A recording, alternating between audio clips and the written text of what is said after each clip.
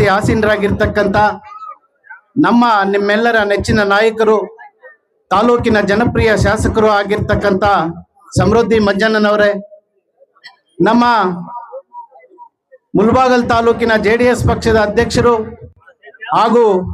ಹಾಲಿ ನಿರ್ದೇಶಕರು ಆಗಿರ್ತಕ್ಕಂಥ ಕಾಡೇನಹಳ್ಳಿ ನಾಗರಾಜಣ್ಣವರೇ, ಪೂರ್ವ ಪಶ್ಚಿಮ ಕ್ಷೇತ್ರದ ನಿರ್ದೇಶಕರಾಗಿರ್ತಕ್ಕಂಥ ಶಾಮಣ್ಣವರೇ, ಶ್ರೀನಿವಾಸ ರೆಡ್ಡಿ ಸರ್ ಅವರೇ, ರಘುಪತಿ ರೆಡ್ಡಿ ಸರ್ ಅವರೇ,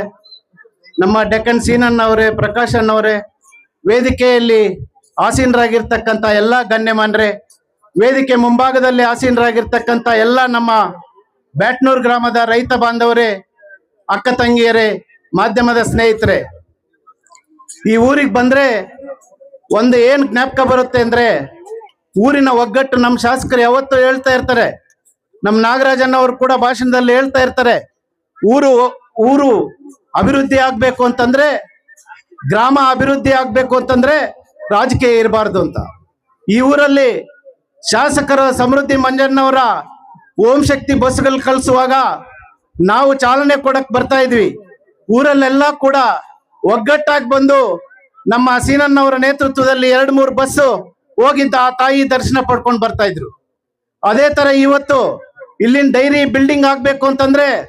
ನಮ್ಮ ನಾಗರಾಜಣ್ಣವ್ರ ಗೆದ್ದ ಮೇಲೆ 3 ತಿಂಗಳಿಗೆ ನನ್ನ ಮತ್ತು ಸೀನಣ್ಣವ್ರನ್ನ, ವರ್ಧನ್ನವ್ರನ್ನ ಎಲ್ಲ ಅವರ ಸ್ಕೂಲಲ್ಲಿ ಕುಂತಿರುವಾಗ, ಸೀನಣ್ಣವರೇ ನಿಮ್ಮೂರಲ್ಲಿ